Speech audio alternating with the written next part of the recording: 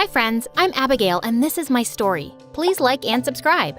I was born to one of the biggest rock stars in the country. My dad was super famous and was known as Richard, the king of rock. After my mom left him, Dad was always in the news for his dating life. He literally had a new girlfriend every month.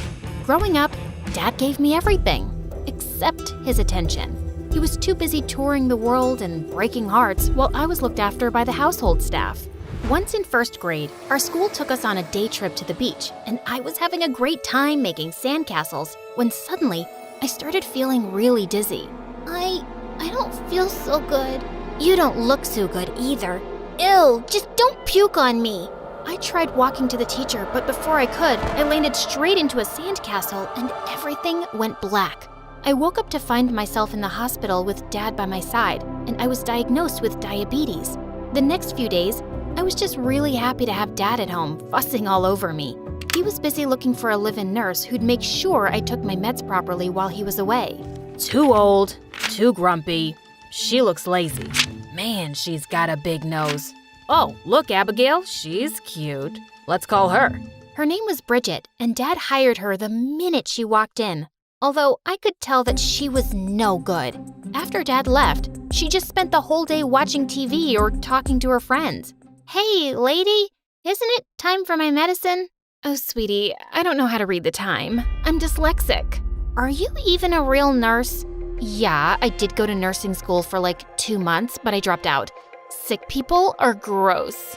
I just took care of my medicines myself because I couldn't trust her one bit, and I was gonna get her fired soon. My 10th birthday was around the corner, and I decided not to have a party for my classmates because I wasn't really close to anyone. I knew they were just friends with me because I was rich. Dad promised me he'd come home and we'd celebrate, just the two of us, but he never came. Call him. He promised he'd be here. What am I, your maid? And he's not gonna come now, so just eat something before you start feeling sick. Nuh-uh, you can't make me. I was beginning to feel dizzy, but I still refused to eat. Just then, a girl my age entered the room with a cupcake in her hand. Listen, you, this is my daughter Percy. She just came from the village today. She'll celebrate your birthday with you, okay? I honestly didn't want to, but then the girl suddenly shoved the cupcake in my mouth. Yummy, isn't it? There are more downstairs. Whoever reaches there first gets to lick the frosting. After that day, Percy and I became best friends, even though her mom sucked. I loved Percy and didn't want her to leave, so I never got Bridget fired. But when we were close to graduating high school, Percy dropped a bomb on me. She was going to Oxford University. That's freaking expensive. And without you, I'll fade into Bolivia. You mean oblivion? And I saved money from all my summer jobs. Plus, I got a student loan. Can you imagine? I'll be the first in my family to go to Oxford. It's like a dream come true. Oh, what if I come to Oxford too? Come on, you can't tell the difference between Bolivia and oblivion. It's not like you can clear the SATs. They're super hard. But I did clear them. Actually, I barely cleared them after working my butt off for a month. The day my Oxford acceptance letter arrived, I felt like my heart stopped for a second. Yes! When I looked at Percy, I could see she looked really surprised. How? Is this a fake letter or a real one? Did your dad make a donation or something? How is this even possible? Percy, it wasn't that hard. Come on, let's go shopping! I was so pumped for London, but there was only one thing. My fear of flying. I'd never been on an airplane before, but I so wanted to do this. When we boarded the plane, Percy and I had seats in different aisles. That wasn't good. I knew I was gonna panic. I got a seat in the middle of an old man and some young guy. When the plane started moving, I felt like I was having a heart attack. Oh God, save me please. I think I'm drowning. Yep, my heart's sinking. I just want to get off this plane. Just then, the young guy next to me took my hand and he gave me a dimpled smile. Hey, calm down. You'll be okay. Just look at me and take deep breaths. And we're not drowning, we're flying. By the way, I'm Ryan. I'm Abigail. Okay, so the moment of truth? We've taken off. I used to be frightened of flying too when I was a kid, but my aunt would distract me until the plane took off. Always worked like a charm. Your aunt sounds amazing. She sure is. Now, if you don't mind, you can loosen your grip on my hand. Oh, I'm so sorry. I didn't even realize. It's okay. As long as it worked for you. Gorgeous. Throughout the flight, Ryan and I talked. He told me about how his aunt had raised him after his parents had passed away, and it was her dream to see him succeed in life. When we landed at the airport, I told Percy everything, and she asked me why I didn't get his number. Oh, bummer! When I entered the class on my first day at college and took a seat, the girl next to me gasped, "OMG, I know who you are. Hi, I'm Sophia. And oh God, can you get me access to your dad's wedding? What is it, his third or fourth? My Insta followers will go wild if I post pictures from the wedding." Sixth, and I'll see what I can do." Just then, Percy came and sat next to me, and Sophia made a constipated face. The class is about to start. Just mop quickly and go." "Excuse me? Mop? I'm in this class just like you." "Really? And out of all the clothes in the world, you decided to wear these gray overalls? The same as the janitor's uniform? Epic." Okay, this girl was a jerk. I grabbed Percy's hand and we both sat far away from her. Percy was fuming and I told her she looked wonderful. Just then, I saw a familiar face enter the class. It was Ryan. Hello, class. I'm Ryan, and I'll be teaching you archaeology. Let's start off with the attendance. OMG? Ryan? My professor? Apparently, he was some kind of child genius and had graduated at a very young age.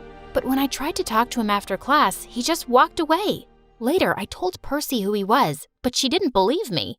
"Oh, really? Then why didn't he say hi?" "I don't know. Maybe he had anemia or something."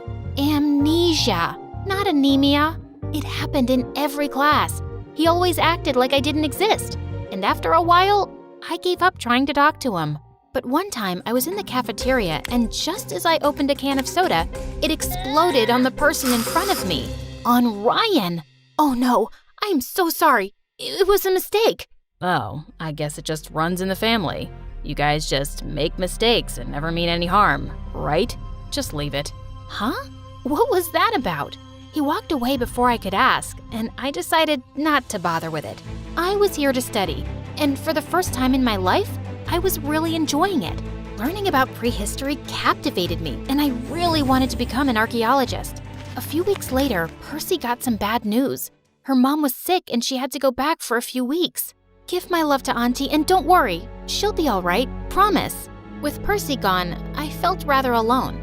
But luckily, I made a few friends, and a week later attended a Halloween party with them, dressed as a vampire. I was having a great time, till I went to the bathroom and took off my mask. And Sophia turned up out of nowhere and started taking selfies with me. Wonderful. My followers are gonna go crazy. So, how are you, girl? Worse than I was a minute ago, because you're here now. Whoa, snappy. Is it because I showed your friend the mirror? Come on, she did look like a janitor that day. How do you even know her? She's my nanny's daughter, and we've been best friends since we were kids, and no one deserves to be here more than her. So please, don't talk trash about her if you don't want me to punch your face. When I got back to the main hall, an upbeat song came on, and a guy who was dressed as the Phantom of the Opera offered me his hand to dance. I was having a great time. And then the music turned to a slow number, and the guy pulled me close. He had his hand on my back. Just then I realized my zip was coming down, and he fixed it. Oh, thank you. Wait, is that you, Abigail? Ryan? Yeah, sorry. I didn't know it was you. I gotta go. He was about to walk away when I stopped him. Hey, what's the matter with you? Why do you keep acting like you have some problem with me? And what did you mean that day when you said it runs in the family? Why don't you ask your dad? My dad? What does he have to do with anything? He has a lot to do with me and my aunt. Ask him how he betrayed the woman who made him what he is today. He made my aunt fall for him, stole her music tunes, and then just dumped her one day like she meant nothing. Seeing her crumble after your dad's betrayal was the hardest time of my life. I'm sorry, Ryan. I know my dad isn't a saint, but what do I have to do with his past? It's not fair to judge me for something he did, and I never knew about it.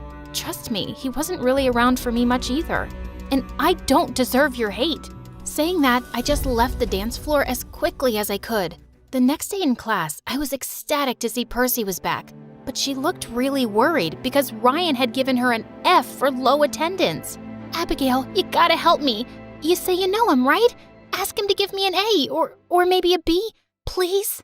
What? Percy, this isn't some lame high school. I can't just go to a teacher and ask him to change my friend's grades. Wow, you sure have changed, Abigail. I saw your selfies with that witch Sophia, and now you're refusing to help me out? Don't act like you got into Oxford on your own. I'm 100% sure your dad had something to do with getting you in. What the heck? Before I could even reply, Percy just stormed off and stopped talking to me. A week later, we had to submit an assignment for extra credits, and when the results came in, I had aced it. I was so happy. But now, I had to be Ryan's assistant for a month. One afternoon, I was sitting in the library filing papers for Ryan when I realized someone was next to me. It was him. I was startled and ended up spilling the coffee mug next to me. Ouch! This is the second time you spilled something on me. Sorry, you kind of sneaked up on me. As Ryan wiped the coffee off his clothes, I just looked at his face, thinking about the first time we'd met. What are you smiling for? I was just thinking about how you would make the perfect boyfriend. The older your girlfriend gets, the more interested you'd be in her. 'Cause you're a historian. Finally, I saw the slightest smile and that gorgeous dimple. Abigail, about the other night, I'm sorry. I know it wasn't your fault. Without finishing his sentence, Ryan took my hand and just looked into my eyes. He was leaning in like he was about to kiss me. But right then, there was a sound near the window and Ryan jolted up to check it, and the moment was gone. But the next day when I entered my class, all eyes were on me. Whoa, if it isn't the teacher's pet. No wonder you're soaring so high these days. What do you mean? You don't follow me? Oh geez, you should. I now have a blue tick on my account thanks to you. Look what I received anonymously. It was a video of Ryan and me sitting really close in the library. I was furious. Don't be so happy about that blue tick. I snatched the witch's phone and smashed it on the floor and walked off. But Percy caught up with me. Oh, so this is how you get extra credits? Some of us actually worked really hard to be here, but people like you will do just about anything to get ahead, like flirting with the teacher. And when I asked you to put in a good word for me, you refused. Are you crazy? I really am studying hard, Percy. I know you liked him, but this is disgusting. I had my suspicions, but seeing you two in the library that day, I understood everything. Wait, so you made this video? Couldn't you have at least asked me what the truth was? I'm your best friend. Yeah? Is that why you've been going around telling people like Sophia that I'm your maid's daughter? Some friend you are. That's not what I said. I didn't mean it that way. And yes, I do like Ryan, but I would never use him to get ahead. I can't believe that's what you think of me. I'm done. With you, with Ryan, this Oxford dream, all of it. I ran off, and right outside, Ryan was waiting to talk to me, but I needed to be alone. So I ran out of the college toward the Forest Park. Ryan caught up with me, and just as I tried to push him away, we both fell with a thud, and then everything went dark. When I woke up, I found myself in Ryan's arms. Oh, thank God you're all right. Am I? I don't feel all right. Where are we? We fell into a pit and there's no signals here. It's been hours and I've been screaming for so long, but no one's come. I felt my head spinning and knew my blood sugar was low. Ryan hugged me to keep warm. What were you saying that day at the library? Tell me. I was gonna say how much What? I like you. I like you too. A lot. Saying that, I turned to kiss him and it was so perfect. Abigail, we have to get out of here. I know you can do it. You need your meds and we can't wait. Finally, with Ryan's support, I was able to climb out of the pit. As we were trying to make our way out of the forest, I saw all these people with flashlights in their hands and crashed into one of them. It was Percy. And then I blacked out again. When I woke up again, I was in the hospital and Ryan was sitting next to me. Hey, gorgeous. You had me worried. I know we have all the time in the world to talk, but there's someone who's been waiting eagerly for you to wake up. Ryan kissed me and left the room. And just then, Percy entered with tears in her eyes and begged for forgiveness. Percy, you've been my friend for as long as I can remember. I want to forgive you, but I'll need some time. Take as much time as you need. I am so sorry. My own insecurities got the better of me. You've been nothing but a great friend, and now I've ruined everything. Maybe you haven't.